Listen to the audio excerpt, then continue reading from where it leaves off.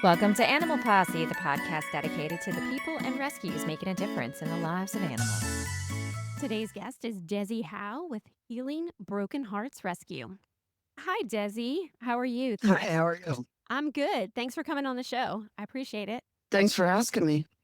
Yeah, I'm looking forward to learning about Healing Broken Hearts Rescue.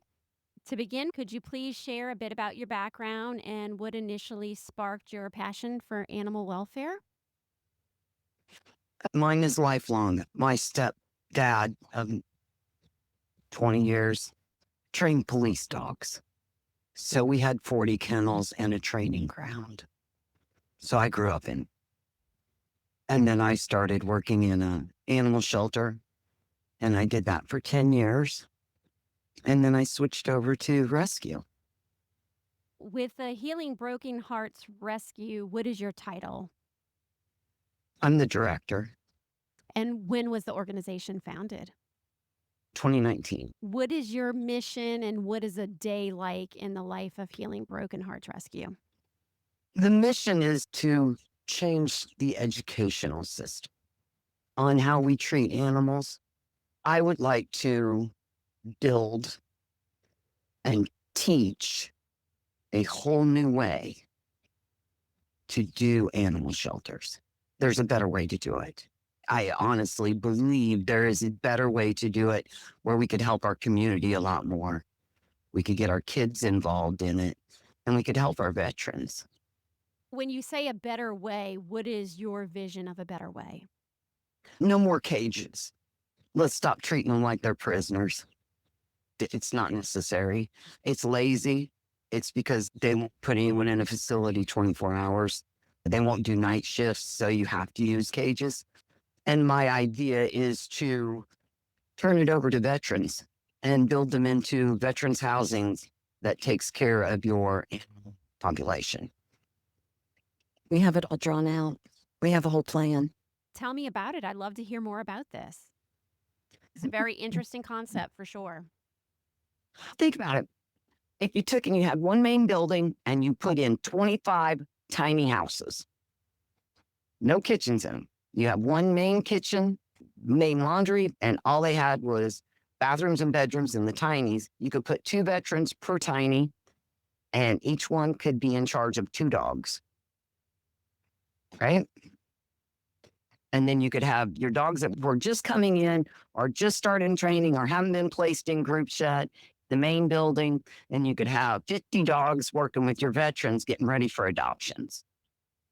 Or being trained to be service animals for other veterans. There's a concept, actually helping our veterans out, because that way you're housing your veterans, you're giving them a purpose, and everyone knows for depression and stuff, animals are really good for you. They help with that. You could really do a lot of good by having them all together. And give them a purpose. And take a lot of the strain and stuff off of your smaller counties that can't afford it. Could I go off subject for just a second and Of tell you how course. it made me go in that direction? Yes, please. Okay, about 10 years ago, my brother, who owned a construction company, thought I was nuts for dedicating so much time to animals. But he described it in a way that's always stuck with me and why I want to make the change so desperately on what we're doing in this country. The county shelters, the big shelters, he said, those are like federal prisons. Those are the big prisons. We treat them the same. They're out an hour a day. They're treated just like they've done something wrong to be there. And most of them have not. And he said, the smaller rescues around are your county jails, still in kennels all the time, still on that very few get very much freedom. And he said, but the way I do it here, because I do open pack, he said, this is a halfway house. And it hit me. Why do we have to have the other 2? They could all be done the way I'm doing it if we changed up the way we did the human side of it. I understand. They So explain how you do it. don't How you use do it. any kennels. I don't use kennels. I have kennels here, so in case of a bad storm or something like that, or just when we have new ones come in and they're acclimating. But once they're acclimated, they get put into one of three groups and then they're just let to be dogs. And it's set up.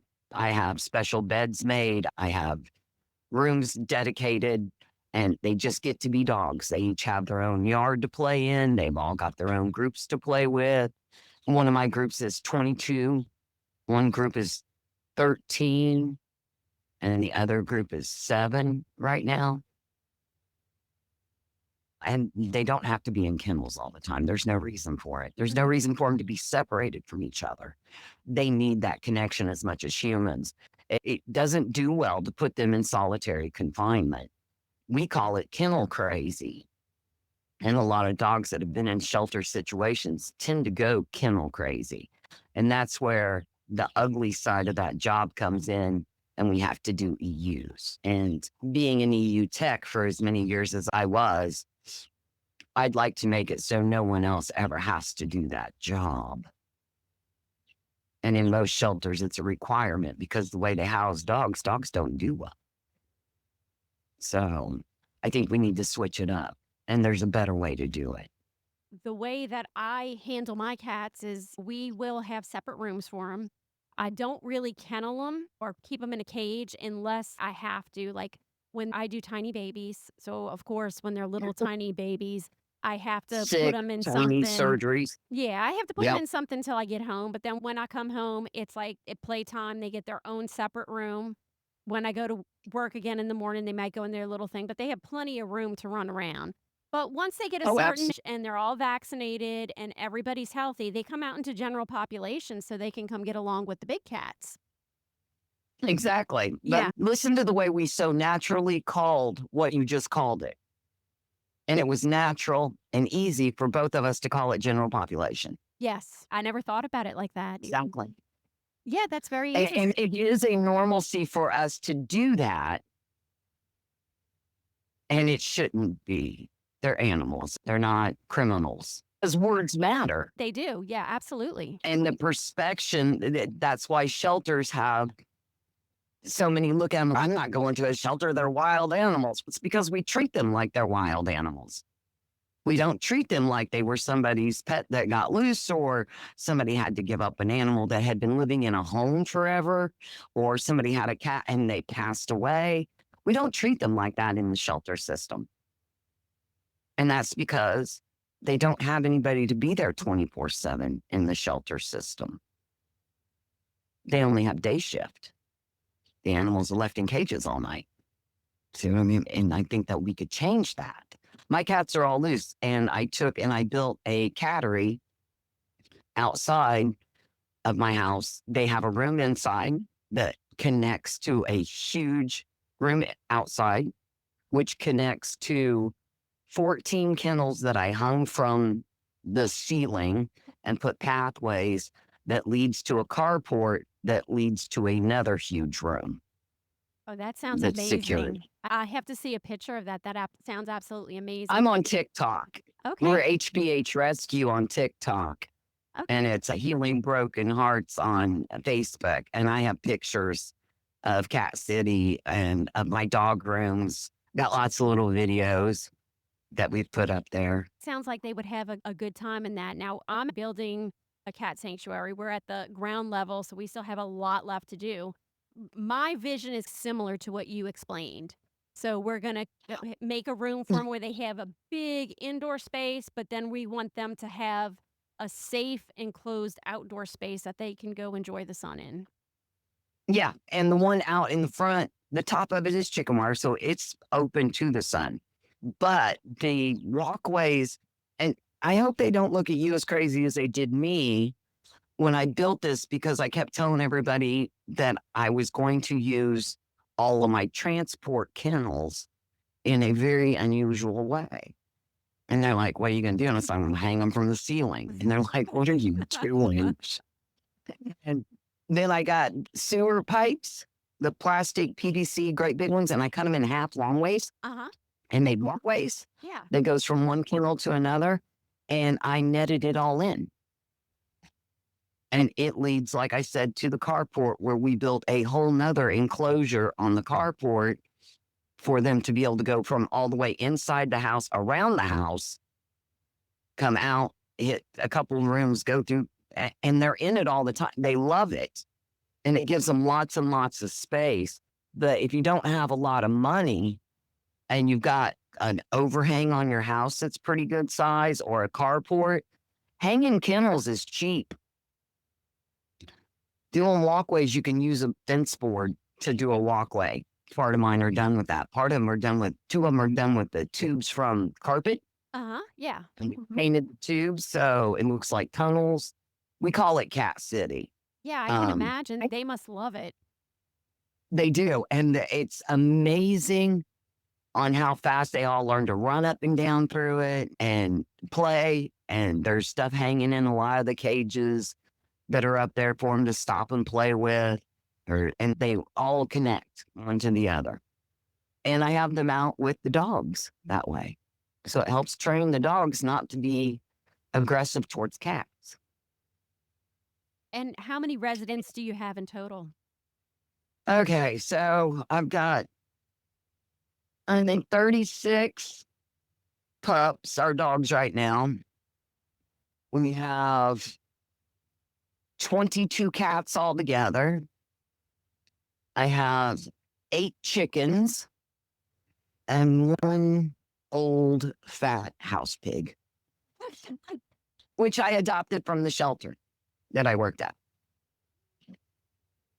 And can I ask what shelter you worked at? I worked at Jefferson Parish. Well, I worked at Vermilion County before that in Illinois. So suppose there is a rescue that's listening that does a lot of the kenneling and does a lot of the cages. What advice would you offer them to transition to what you do? Stop being scared. They're dogs. They listen. They're natural pack animals.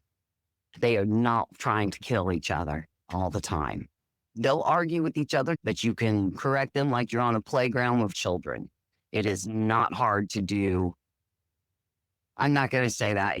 It's not easy because you have to stay vigilant with it. But even at the animal shelter when I was there, I got to where I had play groups up to 15, 20 dogs in a play group there. It can be done. It can be done in a shelter. It can be done in a rescue.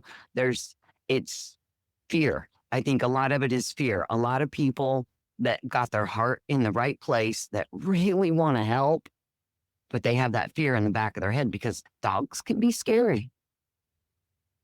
And you have to get past that fear. Yeah, I can understand that because I know, like with the cats, I hear it a lot with people that, oh, my cat doesn't get along with other cats. And it's no, if you do Not it the true. right way, they get along. Now, they might Yeah, not love each other, but they will tolerate each other. There's just ways to do it. exactly. One of the biggest things is animals pick up on our emotions. You have to go in like a boss. If you want to integrate animals together, you have to go in like the boss saying, this is what we're going to do. No questions asked. This is how it's done. And they'll follow you. I definitely agree with that, with the whole emotion thing too. And for anybody that is skeptical about that, just look at like when you're stressed out, your animals are stressed out, or, when you're worried because you got to take your animal to the vet, your animal is going to get worried too and start hiding. It's like they know. Or when you're in a goofy mood and you're playing, you'll notice your animal will get more hyped up and want to play with you. Yep, definitely. They feel all the emotions and they'll pick up on it and they will follow what you set forth. People are always telling me what you do is amazing. And I know I'm one of the few that does what I do, but I just believe that if you really want to do this and do it right, you cannot be afraid even a little bit. And yeah, you may get bit. That's part of it. It's going to happen sooner or later. Kids fight on the playground every day. You got to go break them up. Dogs don't even fight as often as children do, but they do once in a while. And there is a chance, and you've got to be willing to stand toe to toe in it. If you want to make a very happy, adjusted animal, I don't believe kennels are the way to go. How do you integrate the pig and the chickens into this mix? You should check my videos. He's with the dogs. Here's the funny thing. I adopted 4 animals from the animal shelter. I adopted 3 black dogs because black dog syndrome and a black pig all at the same time. They're all now 7 years old. We built Bo his own bedroom in the house, but he's always hung out with dogs, and he actually lives with 2 Great Danes. Do you know what Great Danes are known for? What's that? Hunting pigs. Really? I didn't know that. Yeah, that's what they were originally bred out to do, was hunt wild pigs. Huh. And I have 2 living with the pigs side by side, and they have now for 7 years. It's all about the training. Where are the chickens at? They're on the carport right now with the dogs because we are building a brand new chicken coop for them. They're getting a whole new house. Yeah, and it sounds like you have some chicken math going on too, huh? I do. We've always got chicken math going on. And here's a fun thing. My mother, I had mentioned a couple weeks ago that I would love to have Easter eggers. All of mine lay brown eggs. And I was whining to my mom that I wanted some that laid pretty green and blue eggs. And my daughter happened to have somebody give her a dozen fresh eggs from a farm, and they happened to be Easter eggs. They had been in the refrigerator. My mom says, let's try it. And she took that dozen eggs and put them in her incubator, and I have 5 new babies coming. Oh, wow. Congratulations. From a refrigerator. They had been refrigerated eggs, and we still got them to hatch out. Roosters too? No roosters. I did have, but I've got a friend of mine that lives outside of Orleans Parish on a farm, and he takes the roos because they made it illegal to have them here. Yeah. And so I work with another farmer that if we ever get roos, they've got a safe place to go, and they just get to be farm roos at that point. Yeah, because it's hard finding a place for them to go because people just don't think of them the same way. No, they don't, which is very sad because pretty soon everybody gonna want their own chickens. Chickens are really interesting animals to have. They can become very loving and very friendly. The babies are only a couple weeks old, but now whenever I go to their pen, they immediately all jump on my feet and will ride my feet around while I'm walking around. It's really cute when they're little. My mom keeps saying, what are you going to do when they grow up? And it's like, I don't know.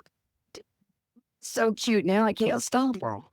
Yeah, they're That- actually a lot like cats with the curiosity and stuff. Like they'll They follow you really are. around and they're like, what are you doing? Let me see what you're doing. Always interested in what you got in your hands. Is that for me? They are very cute. The animals that you have, do you adopt those out as well? I do not. The chickens, the cats, and the pig, no. I do cat sanctuary here, so a lot of the cats we have are older. I don't know if you've heard of Julia Eckel. She is the absolute best TNR person down here in this area. She is amazing. She does so much for so many and gets so little in return. But she had a colony of cats that the person that was taking care of them was no longer with them. And the neighbors were doing horrendous things. And she was so upset one night. And she put out a post going, hey, I got to get these cats moved. And there was a bunch of them. And she's, I've got to move them. So I just very quietly got a hold of her and sent her pictures of my cattery. And I says, hey, it's empty. Well, she says, how many can you take? And I started laughing. I said, all of them. Get that colony moved and let's get it safe. And so a lot of my cats have been together. They're from a colony. A couple of my cats are from Texas, where we went down there and helped out and brought some in from Texas. Most of those we did get adopted. because we brought them in as kittens. And if they're kittens, I don't mind adopting them. The older cats, I won't separate from each other. I have the space for them and I have the time. There's no reason to make them start all over at their ages. When most of them are a family unit, I would imagine that they're probably from the area they came out of. They're probably all related in one way or another. Were they feral when you got them? Some, but we've got that pretty much worked out. They all like food, and we kept them for months just in the 2 rooms. I blocked off most of the walkway and just gave them the inside room and the outside room where I could get into both rooms. So I would just go in and sit with them for hours and get everybody used to me. My cat room's pretty comfortable to go sit in. Yeah, I think that's a misconception people have too, is that once a cat is feral, it's always going to be feral. I have TNR cats. I have a few at my home, and then I have a few actually at my business. And when they came over here, we could not touch them. They would see us, they would run, we would put the food out, and now we can pick them up if we want. Now we're the only ones that can do it. To me, that tells me all I need to know about you. You good in my book. Ferals like you. When you can turn a feral friendly, you all right. You just are. You all right. I've got a couple. I'm so proud that this last couple of weeks, the hard-nosed feral I had, finally, after months, has let me touch him. And I've been so excited. It is exciting when they come around. And it's like when they come around, I find it's not like bit by bit. It's one day they're running from you, and the next day they're like, hey, let's be friends. Yep. Yeah. When they make up their mind, they make up their mind. There's no second guessing. They're like, okay, you passed. You now get to be a friend, which I think is great. But dogs are a lot the same way as cats like that. Feral dogs can be the same way. So do you look for homes for the dogs that you have? I do. I had some health issues a while back ago, and I died for a very short period of time. I had 2 heart attacks in a day. And then I had to have a series of surgeries. So I've been just on survival mode for a while. We haven't been doing a lot of adoptions because of my health. I just haven't felt good. It's mainly been just keep them safe, keep them happy, keep them alive. And we will work on that when I can dedicate 12 hours a day to it again. I do 1 or 2, like 2 weeks ago, we did an adoption. We're not doing the number of adoptions we were before. So I've had the same group here for a little longer than what most are. But honestly, that's completely me. It has absolutely nothing to do with this amazing group of pups I have here. They've been dealing with me quite well. I've been so impressed with all of them because of it. But I slowed down because of my health. And I'm starting to get healthy again, and I'm starting down. Surgeries are all done, and I'm feeling better. So we're starting to get back into it. I'm just pacing myself. Yeah, it's a lot going on, so you do need to definitely take it slow. Yeah. Everybody, they're like, you need to get rid of all of them. I was like, no, I don't, because that would kill me again. What I need is for everybody to just let me take the time I need to heal. That has been probably the most helpful part is I've got a core group that comes and helps when I need it. But most days we do pretty good without too much trouble. When you do adoptions, do you attend events or do you do like Pet Finder online, Facebook, those kinds of things? Yeah, I will not do events down here in New Orleans. I'm sorry. I won't go around it. I don't want to be a part of it. I don't want to be a part of that culture down here. I think it's extremely toxic. I think it's unhelpful to the animals. I haven't really done a lot on Pet Finders lately. We do a lot of Facebook, and a lot of mine are word of mouth. I've done over 2,000 animals through my home.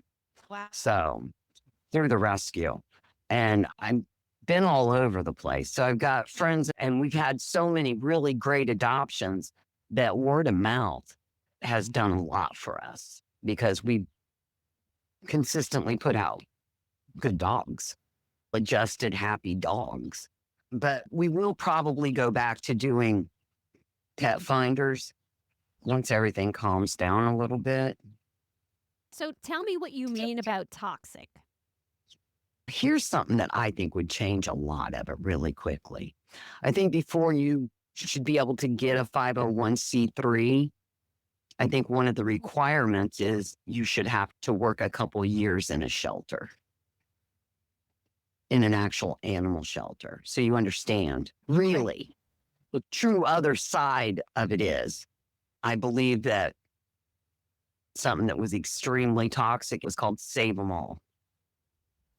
And that is probably one of the worst things that's ever happened because they will spend thousands and thousands of dollars on one animal to extend its life a couple of months instead of making the responsible decision to either let that animal go at that point or make it as comfortable as it can be until it goes and spend the money on actually getting animals moved. So I believe that, and then stop trying to save the ones that are so far gone that are a danger because they can't make the hard decision. And that's why I believe you should have to have a couple years in a shelter because there you have to make that decision. And if you can't, then it shows you're in the wrong field. I'm sorry. I know that because I'm from a shelter work and I was an ACA for so long. Sometimes it makes me sound very cold and harsh, and I'm not trying to be, but there is a responsible way of doing things and there is an irresponsible way. And right now, I know for the last 7 years, this whole country has been on a very irresponsible track when it comes to animal welfare. A problem that I see is that a lot of rescues, they don't want to work together. Yes, that's why I won't work with them down here. I've got great rescues in Texas, in Mississippi, in New York, in Connecticut, and the girls up in Illinois are fabulous. And I've got ones in Ohio I've been working with, and they're all great. And everybody works together. It just drives me Nope. crazy because we're all here for the same reason. We're all helping animals. I gonna show my age a little bit, but I've been doing just the rescue and stuff for 32 years. So with groups of animals in my house and working at the shelters and having the rescue and back and forth. And I've been doing this a long time in a lot of places. And I was a military wife, so we moved all over. So I find that it's worse here than I've ever seen anywhere else. I have different rescues inviting me to please move up around us all the time. And here you can't even get them to. Now, one of them was so bad, she was getting extra food and stuff, and she was letting it go bad instead of calling other rescues around and saying, hey, could you use this? She would just throw it away. Now, come on. That's toxic. We all fight in the same fight. I've gotten quite a few very large donations here because the word's gotten out that whatever I get, I share. If I've got extra, it's going to somebody else in need. Like cat food, I was sending a lot of that down to Homa to the rescues down there. And dog food, we were getting large groups things of dog food for a while. And instead of other groups working with me on it, they went behind and got it canceled for us because they didn't like that we were getting dog food. Oh, that's a shame. Yeah, because now I struggle trying to make sure everybody gets fed every day. And we had that to a point where that was one worry we just didn't have. So we could worry about all the others. We were able to take in a few more. We were able to have our numbers a little higher because we didn't have to worry about dog food. And I've got 2 really great vets that I work with that I think are fabulous when I need them. And it's Dr. Sachs. He's in New Orleans. Absolutely amazing at surgeries. Amazing. I've seen that man and his team go in and do 20 surgeries in a morning and never have a bad one. And he's done that several times for me. I know he's done it for others. I know he does the TNR programs. He donates to that. And then Dr. Shine, she's a traveling vet who does large animals, but she also comes here and we try to get her in once, maybe twice a year, every year to do a rabies clinic, and she does the 3-year rabies shot for $20 to makes it affordable for people. She's pretty amazing. So it's just, there are some down here that will work with everybody, but you'll find that they don't deal with a lot of rescues. Yeah. But I'm not a regular rescuer because I'm a shelter worker. I'm an ACA first and foremost. I've been an ACA most of my life. And I look at it much differently than what somebody who's never had a lot. And I don't agree with the foster-based rescues. Can I ask why? Yeah. You can. Because we were going to try it. The first 3 fosters we got in here decided they knew better than us and they wouldn't listen to us. And one of them ran a vet bill up to $10,000 without our permission, going behind our back to run a dog back and forth to the vet for the vet to keep telling her there was nothing wrong with the dog. And then I got stuck with $10,000 worth of a bill because of it. Another one decided she knew better and adopted out our animals without telling us and wouldn't tell us who she adopted them to. No microchip. One of them wasn't even fixed. And she got rid of our animals. And when we tried to do something about it, the police, it's not a priority. Animals are not a police priority. There wasn't a whole lot we could do about it. So you don't have the control base. You can't learn their behaviors. You're not doing group settings. There's a lot of things in the behaviors that you're not understanding because you're not around that animal every day. You don't know if that foster's got that animal and that foster could tell you anything. And that dog could act one way with that foster and act completely different with you. And in order to do an actual behavioral test, somebody who knows what they're doing with large groups of dogs needs to do that test. And most rescues don't have that person. I just think that it makes it for a more unsafe environment when you're not testing these dogs fully to know every little quirk about them before you send them out. You've got to know your animals because you might have one. I've got one dog here. He is absolutely fabulous with people. He's great with a couple different dogs. But God help you, you get him out with others that he don't know. Ain't no way. He's not nice. He can be a problem. So his adoption will be very specific, but we know this about him. Why? Because he's been with us for months and we've been able to watch his behaviors and test him on many different things. I just think it's safer. Earlier in our conversation, you mentioned that you wanted to start things with education. Can we go touch on that a little bit? Oh, absolutely. I think that our students should be more involved. I think that kids should be taught at a small age or a young age. Jefferson Parish was doing a reading time where we would take dogs to a school and we'd go sit in the library with a few of our dogs and they would read to them.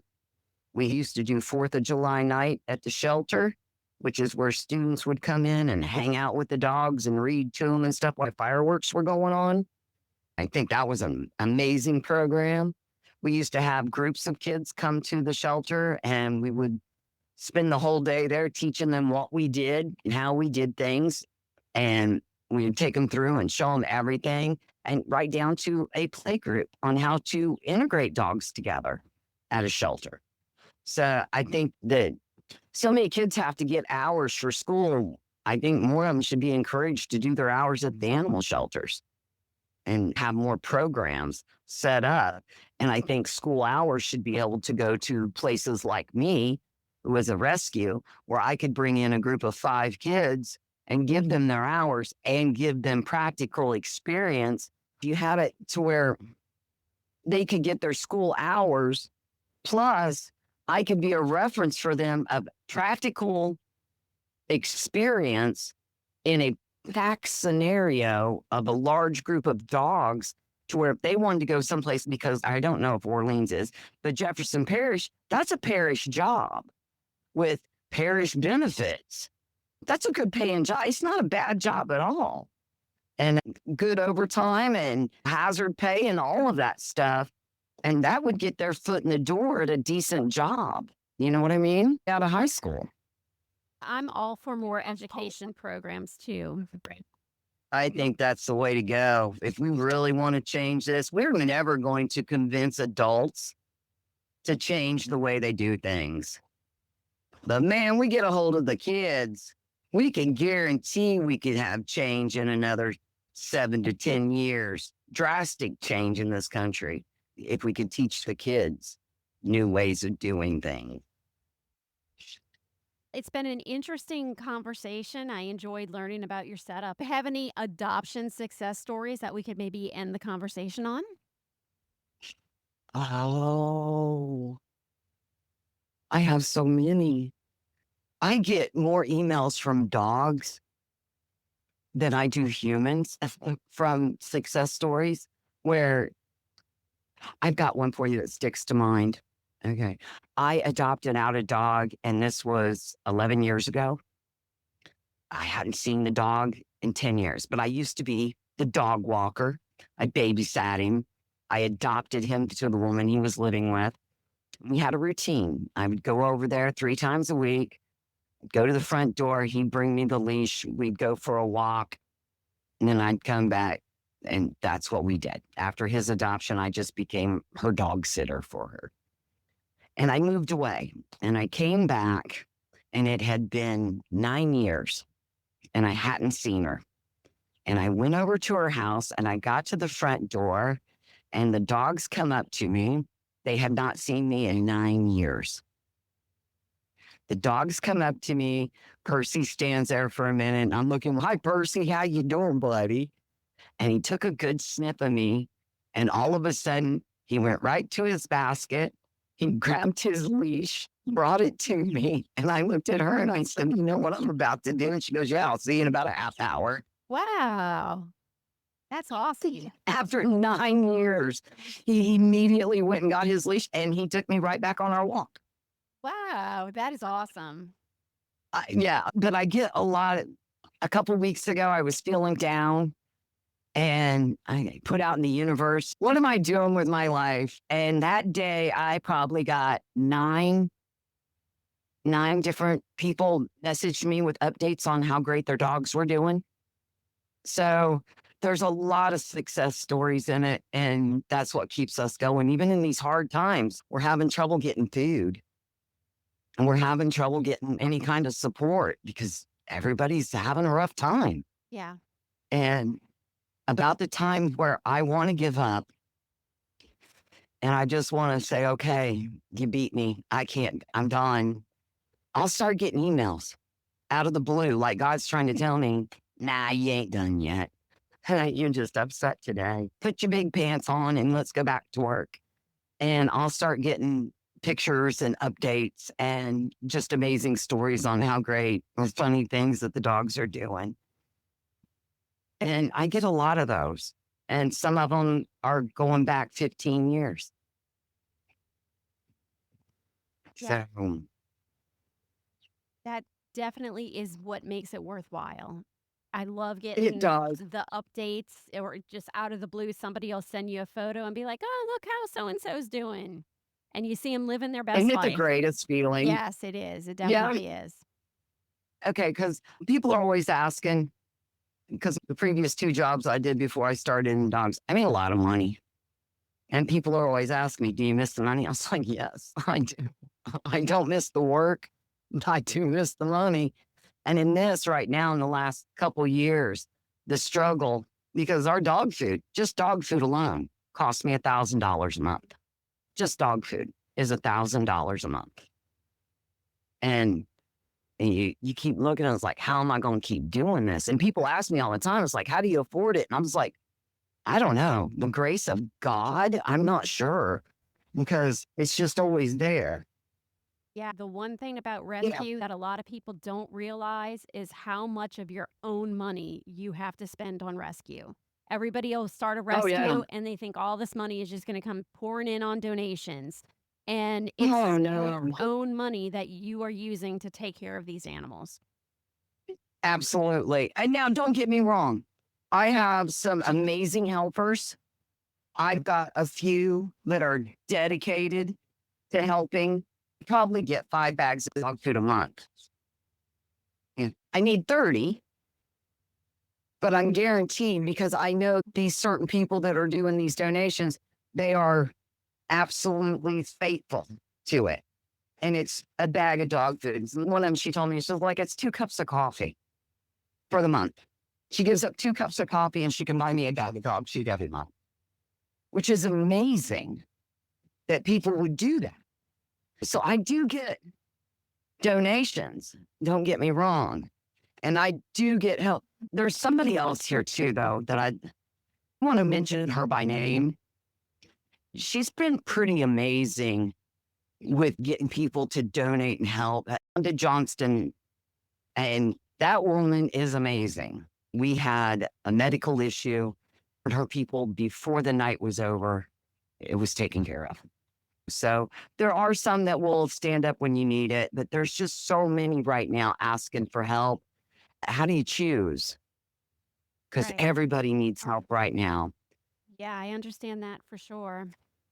You Thank know? you so much for taking the time to speak with me. I really appreciate it. I enjoyed our conversation. It was lovely talking to you, man. Great. I'm so glad you called me, and thank you for thinking of me. That's all the time that we have for today's episode. Thank you for listening, and we hope you join us next week. If you know somebody that loves animals as much as I do, please send them our way. We would love to talk to them. If you are enjoying our show, please consider leaving us a donation. 100% goes to our animals.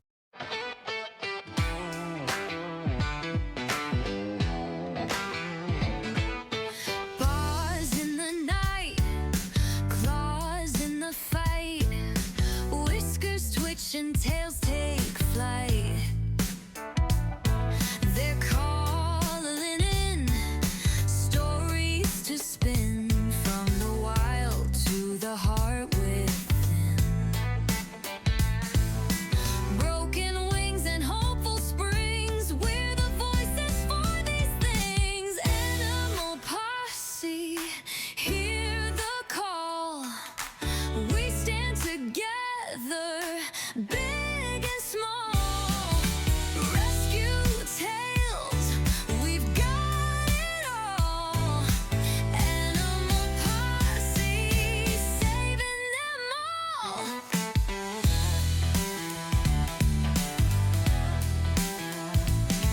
The vet's got tips, the rescuer's grit, the foster homes where love won't quit.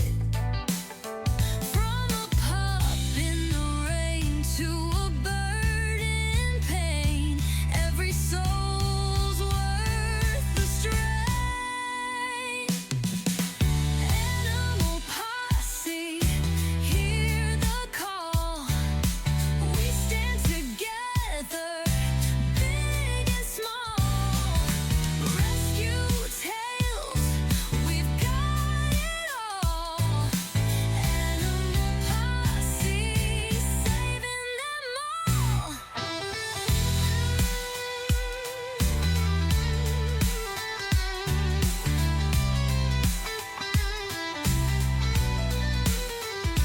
Every caller tells a tale, every howl a whispered wail.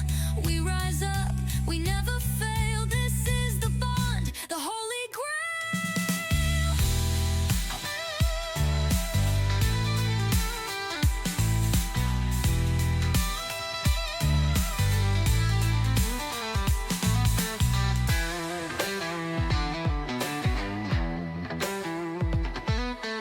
Animal posse, hear the call.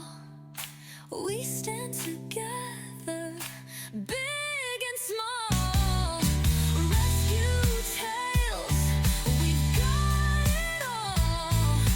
Animal posse, saving them all.